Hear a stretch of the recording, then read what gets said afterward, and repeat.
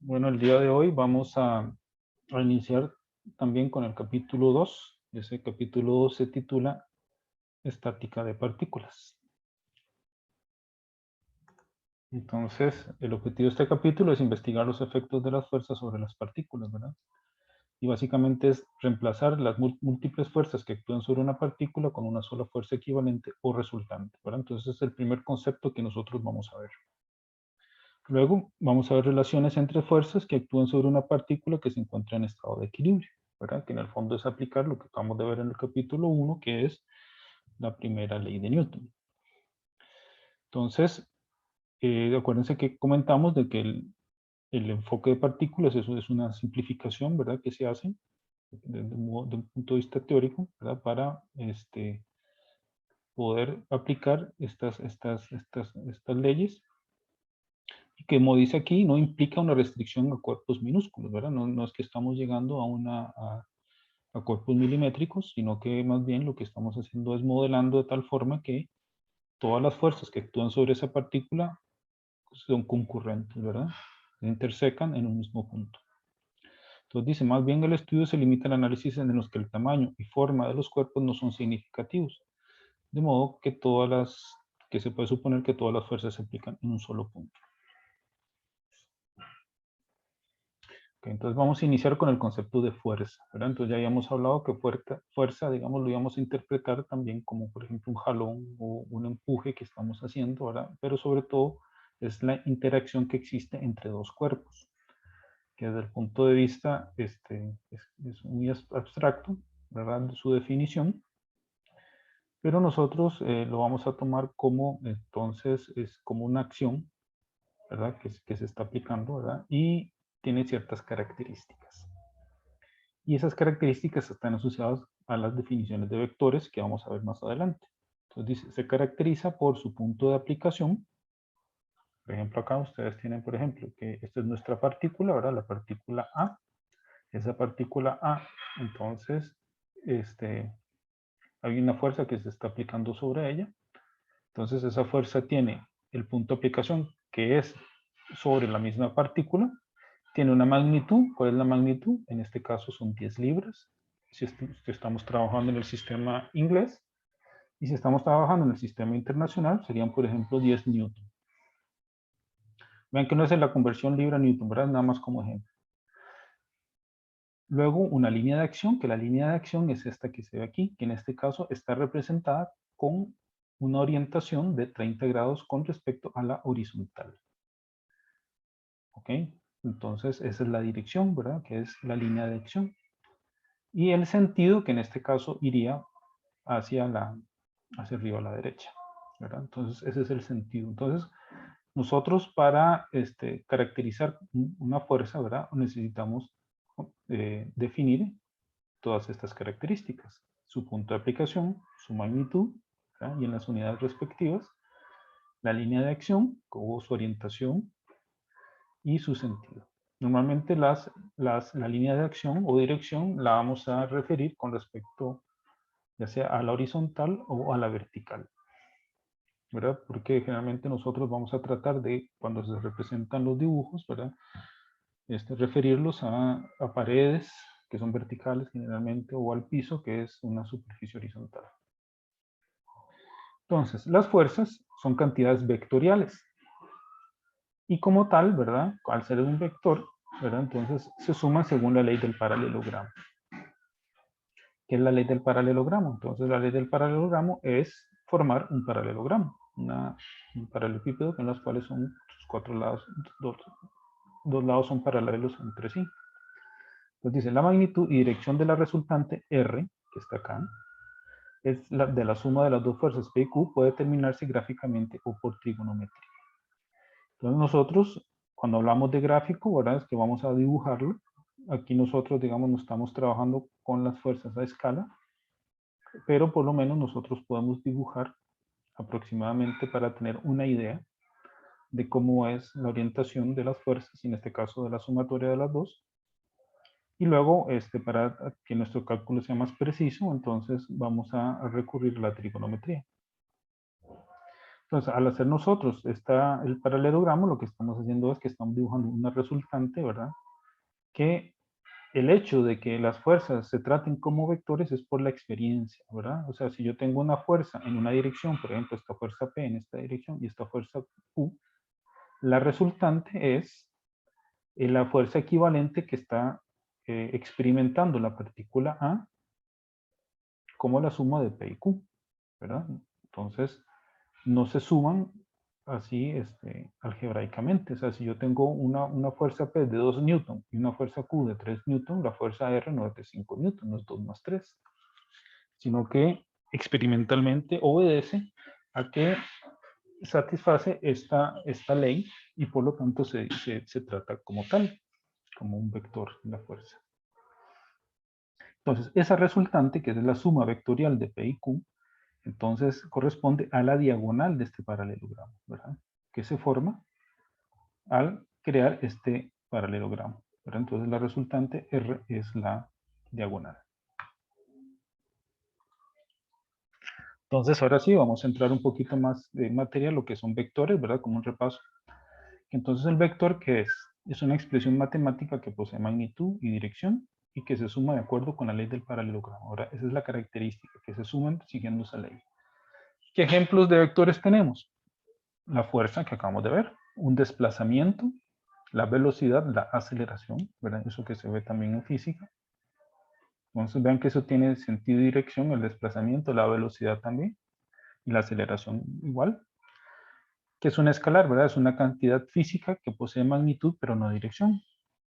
Típicamente, por ejemplo, la masa, el volumen, ¿verdad? De un cuerpo, la temperatura, ¿verdad? Que es una medición directa que se hace. La presión, ¿verdad? No está ahí, es un escalar que no tiene, bueno, por ahora vamos a decir que es escalar. Y luego, ¿cómo los clasificamos? Entonces vamos a tener varios tipos de vectores. Por ejemplo, vamos a tener los vectores fijos o ligados que tienen puntos de aplicación bien definidos que no se pueden cambiar ni afectar en el análisis. Los vectores libres dice que se pueden mover libremente en el espacio sin cambiar su efecto en el análisis, ¿verdad? Entonces, más adelante vamos a ver ejemplos de estos que son libres. Y vector deslizante, que dice que puede aplicarse en cualquier lugar a lo largo de su línea de acción sin afectar su análisis. Esto sigue en lo que se llama el principio de transimibilidad. Es en el caso que, por ejemplo, ustedes, por ejemplo, van a empujar un carro, ¿verdad? Digamos un carro que se varó, entonces lo empujan por detrás, por la parte, digamos, de la parte trasera del carro, o lo jalan por la parte de adelante. Entonces, si aplican la misma fuerza tanto por detrás o por delante del carro, entonces al final el carro va a sentir el mismo efecto. Eso es lo que quiere decir más o menos un vector deslizante, en el cual yo me puedo mover sobre la línea de acción del vector o de la fuerza y al final el efecto que se tiene sobre el cuerpo es el mismo, ¿verdad? Independientemente si yo lo estoy empujando o lo estoy jalando. Igual con dos vectores, ¿verdad? Vamos a decir que dos vectores son iguales y tienen la misma magnitud y dirección, aunque tengan distintos puntos de aplicación, ¿verdad? Entonces aquí yo tengo en el espacio, por ejemplo, una fuerza P y aquí otro vector P, son iguales y tienen la misma dirección. En este caso es, cuando hablamos aquí de dirección, se refiere como orientación y sentido, ¿verdad? Para ver que es el mismo ángulo con respecto ya sea al horizontal o vertical como referencia, y los dos van, digamos, hacia arriba a la derecha. El vector negativo de un vector dado es que tiene la misma magnitud, pero la dirección opuesta o el sentido opuesto. O sea, este va para arriba a la derecha y este va para abajo a la izquierda. La característica es que si sumo los dos, voy a obtener 0.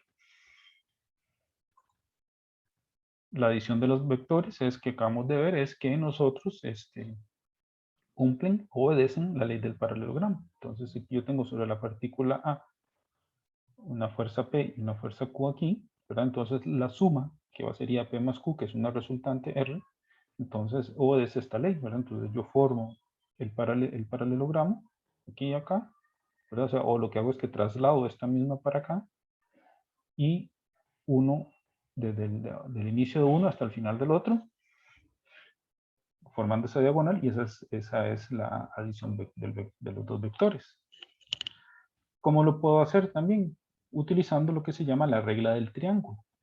Vean que este mismo paralelogramo yo lo puedo dividir en dos.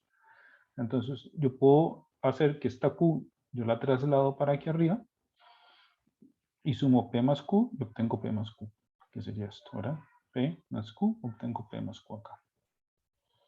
O lo que hago es, antes subí Q para acá, ahora lo que hago es que muevo P y lo muevo acá. Siempre lo muevo respetando su orientación y su magnitud, ¿verdad? Formando en el fondo este mismo paralelogramo.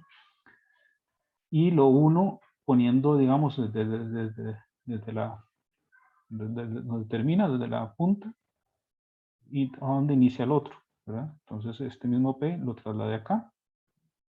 Y entonces la suma va a ser, entonces, desde el inicio del primero hasta el final del segundo. Entonces yo puedo formar esto gráficamente, ¿verdad? Ya sea de las dos formas, ya sea por el paralelogramo o siguiendo un camino para formar un triángulo por un lado o por el otro, por arriba o por abajo. Una característica que tiene la adición de vectores es que es conmutativa, o sea, es igual P más Q como Q más P.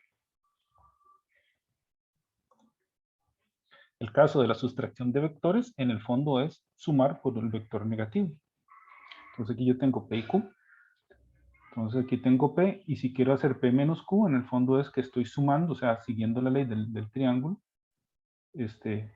pero con el negativo de Q. Q va para acá, el menos Q iría en el sentido contrario. Bueno, aquí se ve aquí que va para el otro lado, iría aquí para la izquierda. Entonces, la suma, que va desde el inicio de P hasta el final de Q, que en este caso sería el final de menos Q, para hacer la resta. Entonces, ese sería el resultado, el vector resultante. Si yo quiero sumar más de 3 vectores, ¿verdad? Entonces, por ejemplo, aquí yo tengo P más Q más S. Entonces, aquí lo que hacemos es que los vamos uniendo todos, así como los elefantes en el circo. O sea, me imagino que lo han visto, en los cuales se agarran uno, digamos, la trompa con la cola del que va adelante. Entonces, eso es lo que hacemos nosotros. Entonces, al final, todos van aquí como los elefantes, y luego, al final, unimos desde el origen del primero hasta el final del último. Entonces, este sería el vector resultante de la suma de los tres. Igualmente, por las propiedades de la suma, ¿verdad?, de la distribución, nosotros podemos hacerlo en pasos. Entonces, si yo quiero hacer P más Q más S, lo puedo hacer primero sumo P y Q, que fue lo que hicimos acá. Entonces, P y Q lo sumamos, siguiendo la misma ley del triángulo. Y ahora que obtengo P más Q, le sumo a S. Y obtengo el mismo vector, P más Q más S. Igual, yo puedo hacer, tengo P, sumo primero Q más S, obtengo Q más S, que sería este de aquí, en azul o celeste, y luego sumo Q más S más P y obtengo el mismo vector, que sería esta expresión de acá. Entonces, al final, vean que no importa al final qué camino utilizar, ¿verdad? Al final vamos a llegar al mismo resultado, ¿verdad? Por las características que tiene la suma de vectores. Luego, el producto de un escalar K y un vector P también se puede tratar como una suma, ¿verdad? Por ejemplo, la suma de P más P sería 2P. Entonces, en el fondo es multiplicar a 2 por P. Entonces, por eso se habla de que es el producto de un escalar K. Entonces, el producto de un escalar K va a ser un vector también, que va a tener la misma dirección de P si K, el escalar, es positivo, es como en este caso. En este caso yo tengo P, multiplico por 1,5, entonces yo obtengo, y K es positivo, que es igual a 1,5, entonces obtengo un vector en la misma dirección, pero de 1,5 veces mayor a P. Y en dirección opuesta es si K es negativo. En este caso sería el doble, pero menos 2, que sería en este otro sentido. Otras leyes que también vamos a ver son la ley de cosenos, ¿verdad? Eso nosotros lo vamos a utilizar mucho, tanto la ley de cosenos como la ley de senos. Y generalmente lo vamos a aplicar cuando, por ejemplo, tengamos un triángulo de fuerzas. Entonces, al formar ese triángulo de fuerzas que viene de la suma de fuerzas que acabamos de ver, entonces muchas veces vamos a tener, por ejemplo, ya sean dos magnitudes, ya sean dos ángulos o dos ángulos y un lado. Entonces ocupamos encontrar, por ejemplo, un segundo lado. Entonces aplicamos, por ejemplo, la ley de senos. Entonces, ¿qué nos dice la ley de cosenos? Entonces, por ejemplo, si yo tengo un triángulo que se forma aquí del lado P, lado Q y lado R, y los ángulos A, que sería el opuesto a Q, el ángulo B, opuesto a R, y el ángulo C, opuesto a P. Entonces, en este caso, la ley de cosenos, ¿verdad? Que es como una forma generalizada del teorema de Pitágoras. Tengo que el R cuadrado va a ser igual a P cuadrado más Q cuadrado. ¿Vean? Si fuera triángulo rectángulo en B, coseno de 90 es 0, ¿verdad? Entonces esta expresión se hace 0, queda R cuadrado es igual a P cuadrado más Q cuadrado, ¿verdad? Si ves 90 grados. Pero si ves diferente de 90, entonces lo calculamos como R cuadrado igual, repasamos, P cuadrado más Q cuadrado menos 2 veces el producto de los dos lados que estoy usando acá, por el coseno del ángulo que forman esos dos lados que aparecen aquí adentro, ¿verdad? Es una forma para acordarse como técnica, ¿verdad? Para aplicar la ley de cosenos. Siempre recordar que la resultante R es la suma vectorial del vector P y el vector Q. La otra ley que está asociada también al triángulo de fuerzas es la ley de senos. Entonces, aquí es que el seno de A entre el lado opuesto, o sea, Q, es igual, ¿verdad? Se mantiene la misma proporción que el seno de B entre R o el seno de C entre P, ¿verdad? Entonces, estas dos leyes, ténganlas presentes porque siempre las vamos a utilizar, ¿verdad? Cuando llegamos a una solución gráfica, vamos a ver que una forma práctica es aplicar estas leyes. Ok, luego vemos lo que es la resultante de fuerzas concurrentes. Entonces, veamos si por ejemplo nosotros tenemos una partícula y hay tres fuerzas que están aplicadas sobre la partícula, ¿verdad? Entonces vamos a decir que son concurrentes. ¿Por qué? Porque todas pasan por el mismo punto, o sea, concurren, no se intersecan en el mismo punto. Y esa es la característica que tenemos hasta ahora, en la cual, al tratar nosotros nuestro cuerpo de análisis como una partícula, todas las fuerzas van a ser siempre concurrentes, ¿verdad? Entonces, ya de facto, por decirlo así, las fuerzas sobre una partícula son concurrentes, por su definición o de cómo le estamos tratando el problema. Entonces, si yo quiero calcular la resultante de todas las fuerzas o quiero averiguar cuál es el mismo efecto que se tienen esas fuerzas sobre la partícula, entonces lo que hacemos es una suma vectorial. Entonces dice, un conjunto de fuerzas concurrentes aplicadas a una partícula puede ser reemplazado por una sola fuerza resultante, R, que es la suma vectorial de las fuerzas aplicadas. Dice, las fuerzas concurrentes pueden sumarse mediante la regla del polígono. Entonces aquí tenemos otra regla que es similar al paralelogramo que habíamos visto antes, en la cual igual hacemos lo mismo que hicimos anteriormente, de ir posicionando todos los vectores, ¿verdad? El inicio de uno al final del otro, respetando el sentido y la dirección y la magnitud, uno a uno. Y lo que me queda acá de libre sería desde el inicio de uno hasta el final del último. Entonces, esta sería la resultante. Entonces, el efecto que tiene este cuerpo, si es sometido a estas fuerzas S, P y Q, es lo mismo a una sola fuerza R con este sentido y esta magnitud. Okay, entonces, esa es la gracia de determinar nosotros esta resultante.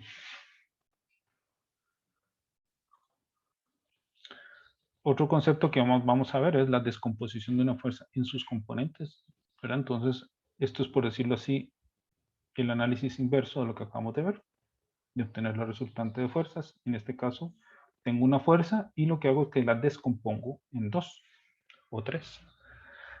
En este caso, lo que más vamos a trabajar, de momento, si estamos trabajando en el plano cartesiano, entonces van a ser dos.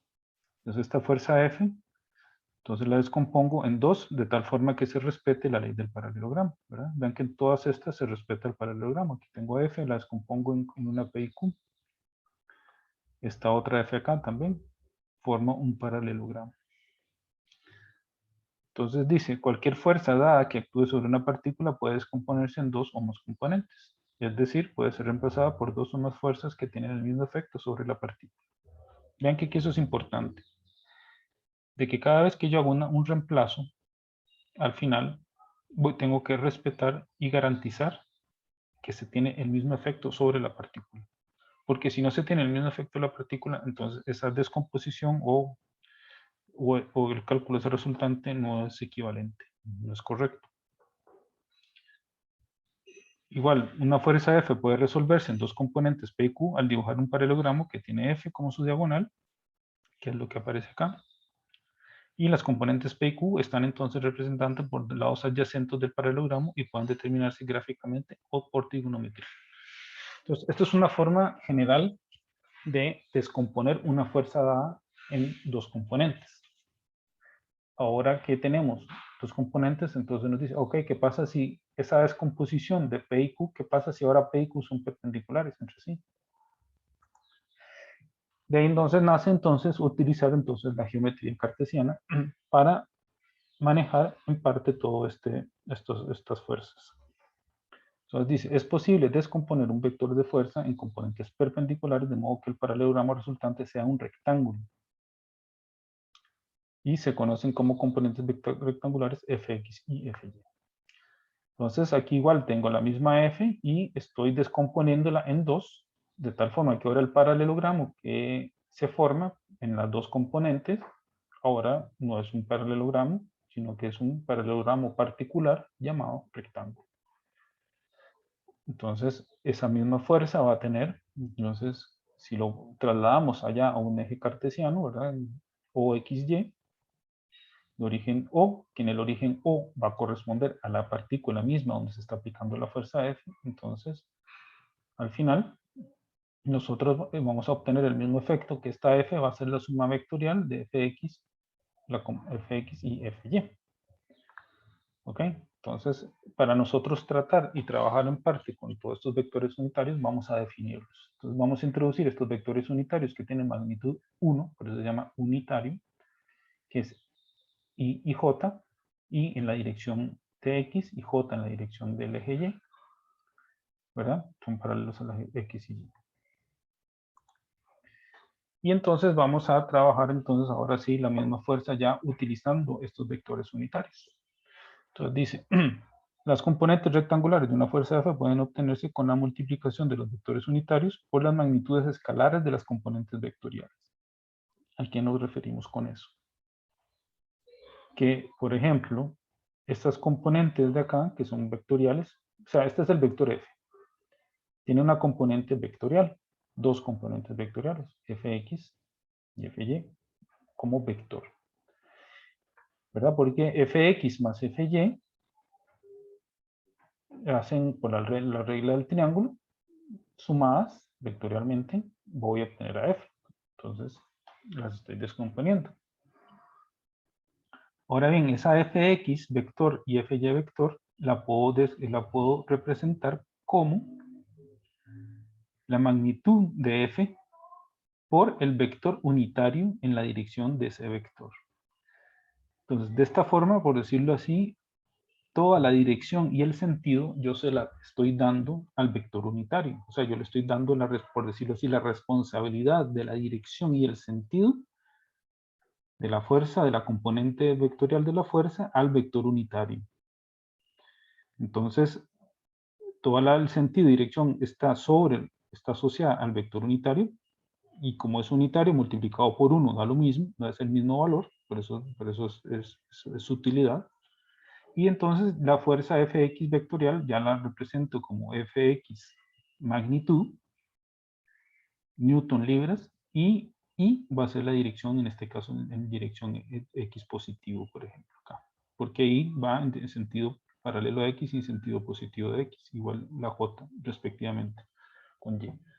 Entonces la componente vectorial de Fx la puedo representar como Fx o aplicando un poco la trigonometría que hablamos, porque aquí ya, como el paralelogramo que se formó es un rectángulo, y por lo tanto el rectángulo tiene en los vértices ángulos rectos, y por lo tanto aquí se está formando un triángulo rectángulo, y al tener un triángulo rectángulo, entonces nosotros podemos aplicar Pitágoras y podemos aplicar la trigonometría, en donde vamos a utilizar a f como la hipotenusa, y ya sea fx o fy como uno de los catetos del triángulo rectángulo. Entonces, la componente adyacente es aplicando coseno, o sea, porque coseno de zeta o no de teta es igual a lado opuesto adyacente entre hipotenusa. Entonces, despejando, obtenemos que la magnitud fx es igual a f cos de zeta. Similarmente para la componente fy. Entonces, fy es esta misma que está de este lado. Va a ser entonces, si aplico la definición de seno, que es el lado opuesto, que sería fy, entre la hipotenusa f, despejando fy, entonces obtengo f seno de zeta. Entonces, si yo tengo la fuerza F, la magnitud de la fuerza F y conozco el ángulo, entonces puedo encontrar estas componentes vectoriales en el sistema cartesiano. De esta forma. Fx igual a f cos de zeta y fy es igual a f seno de zeta. Si yo divido esta entre esta, se cancelan las f's y me queda tangente de zeta. Tangente de zeta igual fy entre fx. Igual si lo hago aquí del triángulo. Tangente de zeta es opuesto. La definición de tangente, opuesto sobre adyacente. Fy entre fx. Si quiero averiguar zeta, entonces ¿qué hago? Tangente a la menos 1 de fx entre fy. Igual, si yo conozco la magnitud de fx y de fy, por aparte, la magnitud del vector f, como yo lo estoy trabajando de esta forma, f es la diagonal de este triángulo rectángulo, aplico Pitágoras, y entonces me queda que f cuadrado es igual a fx cuadrado más fy cuadrado. Despejo aplicando la raíz y obtengo este resultado. Entonces nosotros vamos a utilizar mucho esto. Entonces es importante que nos quede claro desde el principio. Otro que vamos a hacer es, por ejemplo, hacer la adición de vectores de fuerza sumando sus componentes. Entonces, eso también se puede dar. Entonces, por ejemplo, ya vamos al mismo caso. Tengo una fuerza, una partícula donde están aplicadas varias fuerzas, por ejemplo, S, P y Q.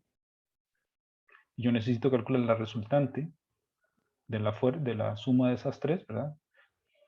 ¿Esa resultante quién es? Es el efecto total que yo voy a obtener sobre la partícula, donde están aplicadas P, Q y S.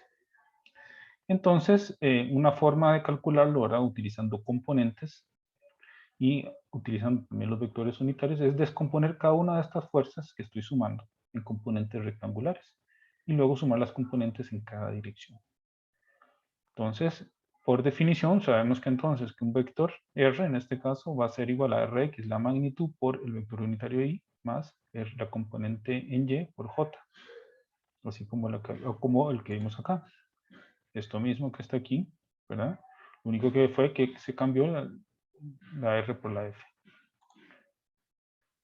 Entonces, aquí lo que voy a hacer es que, entonces aquí la R va a ser la suma de las tres, P más Q más S vectorial. Entonces, cada una de estas fuerzas, P, Q y S, las pongo en términos de sus componentes rectangulares y vectorial, ¿verdad?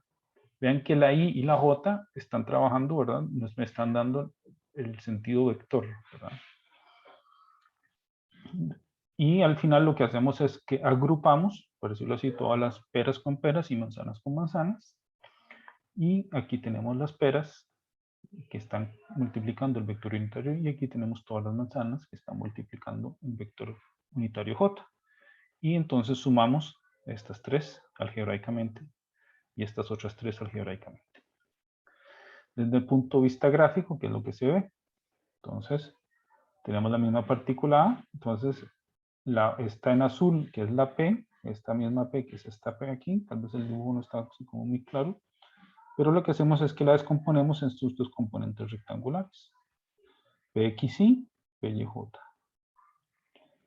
La S también Sx, que en este caso iría en sentido negativo de I y en sentido positivo de J. La otra fuerza Q, que es esta que está aquí, tiene QXY, donde el I es I positivo, y aquí el QY es en J negativo, ¿verdad? Porque va en sentido contrario del eje Y. Ok, entonces dice, las componentes escalares del vector resultante son iguales a la suma de las componentes escalares correspondientes de las fuerzas dadas. Entonces al final lo que vamos a obtener es esto, ¿verdad? Tenemos un solo vector, R, en la cual, ¿verdad? También va a tener dos componentes, una Rx y una Ry, que son estas que se ve acá. Entonces, al final, nosotros, como andamos calculando ese resultante R, ¿verdad? Que es, como habíamos dicho, Rxy más Ryj, donde la Rx es la sumatoria de todas las fuerzas en dirección a X, o sea, en ese caso, el ejemplo, Px, Qx y S más Sx, y Ry es la sumatoria de todas las fuerzas en dirección Y.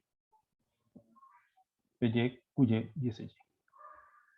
Entonces, al tener estas dos, que sería Rxy más Ryj, que sería esta expresión de acá, entonces, si yo quiero determinar, por ejemplo, cuál es la orientación y la magnitud de esa fuerza resultante, entonces la magnitud R va a ser igual aplicando Pitágoras, que sería la raíz cuadrada de las componentes, la suma de las componentes al cuadrado, y la orientación con respecto a la horizontal, ¿verdad? Que el tangente de zeta es Ry entre Rx y despejando zeta, obtenemos que es la tangente de la menos 1 de Rx de Ry entre Rx. Ok. Ya para terminar un poco la teoría de lo que es esta sección, ¿verdad? Hasta ahora hemos cubierto hasta la sección 2.2, 2.3, voy a verificar, en donde vamos a iniciar a lo que sería la parte de equilibrio, ¿verdad? Que eso lo veríamos la próxima clase, ¿verdad? Entonces ya vimos la sección 2, estamos iniciando la 2.3, donde aquí vamos a introducirlo a través de los dos diagramas de cuerpo libre que ya les mencioné, que es algo muy importante en este curso y que se toma mucho en cuenta en la evaluación y sobre todo en el planteamiento de ellos. Entonces, ¿cómo nace el diagrama de cuerpo libre? Entonces nosotros tenemos una situación, digamos, en donde aquí, por ejemplo, tenemos dos personas que están tratando de levantar este peso, ¿verdad? Para liberarlo del camión. ¿Cómo lo hacen? Entonces utilizan dos poleas, la polea B y la polea C. Entonces, en ese caso, vamos a decir que entonces eso son parte de las condiciones que estamos suponiendo, ¿verdad? Que por ejemplo no hay fricción en la polea, que por ejemplo la cuerda no se estira. Entonces, la misma fuerza que está ejerciendo esta persona acá se va a transmitir a través de la polea y va a llegar a este punto A. Y justo en ese punto A también se une la otra cuerda que tiene aquí, por ejemplo, ven que es importante las orientaciones con respecto, en este caso, a la horizontal. Entonces aquí esta misma cuerda viene aquí, decimos que aquí no hay fricción, entonces hay que apuntar siempre las suposiciones que uno está planteando. Entonces la fuerza que está haciendo esta persona, ¿verdad? Entonces se transmite hasta acá. Entonces sobre el punto A hay una fuerza que está jalando esta de la izquierda y una fuerza para allá, con 30 grados con respecto al horizontal, de esta persona que está a la derecha de la figura. Y sobre hay otra cuerda que es el peso de este paquete. Entonces, esa es la situación, digamos, real que tendríamos, ¿verdad? Bajo ciertas hipótesis, ¿verdad? Entonces, en el diagrama espacial lo que tenemos es que dice, es un bosquejo que muestra las condiciones físicas del problema, generalmente proporcionado con el enunciado del problema o representado por una situación física real. Entonces, el modelo que vamos a hacer ahora es, entonces, vamos a aplicar, digamos, el modelo de una partícula. Entonces, esa partícula, entonces, al final, nosotros la vamos a representar entonces como la partícula A, que es el punto donde están convergiendo estas tres cuerdas. Entonces, vamos a decir que el punto A, si queremos que esté en el equilibrio, por ejemplo, entonces está sometida a estas tres fuerzas, ¿verdad? Entonces aquí vamos a tener una tensión, decimos que va de A a C, entonces esta la llamamos tensión AC. Esta otra de acá la identificamos que va del punto A al punto B, entonces la llamamos de AB. En el diagrama dibujamos también los ángulos, ¿verdad? Que son importantes. En este caso referidos con respecto al horizontal, ¿verdad? De 50 grados y 30 grados respectivamente. Y el peso que está acá, ¿verdad? Del peso del paquete. Entonces aquí ya tenemos el diagrama de las fuerzas. En este caso, al ser una partícula, ¿verdad?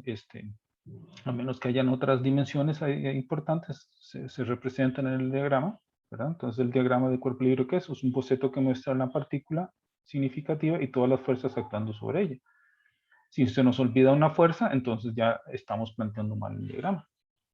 Entonces por eso es importante revisar bien, analizar bien cuáles son todas las fuerzas que están aplicando, ver si hay alguna suposición que aplica o no. Y una vez que nosotros ya tenemos aquí el triángulo de fuerzas, entonces nos piden, por ejemplo, cuál es la resultante o cuál es la tensión de una de ellas para que esté en equilibrio. Entonces, por ejemplo, hacemos y planteamos, por ejemplo, una suma vectorial, ¿verdad? Si queremos que esto cierre, entonces, y una de ellas es incógnita, por ejemplo, entonces formamos este triángulo de fuerzas. Entonces, por trigonometría y por inspección, ¿verdad? Entonces determinamos los ángulos que correspondan acá. Y luego resolvemos aplicando ya sea, por ejemplo, la ley del seno o la ley del coseno. Ok, muy bien. Entonces, con esta parte terminamos lo que es la parte de teoría del capítulo, del inicio del capítulo 2. Ahora lo que nos queda va a ser, digamos, en lo que nos queda la clase, vamos a plantear un problema y con eso terminaríamos la sesión del día de hoy.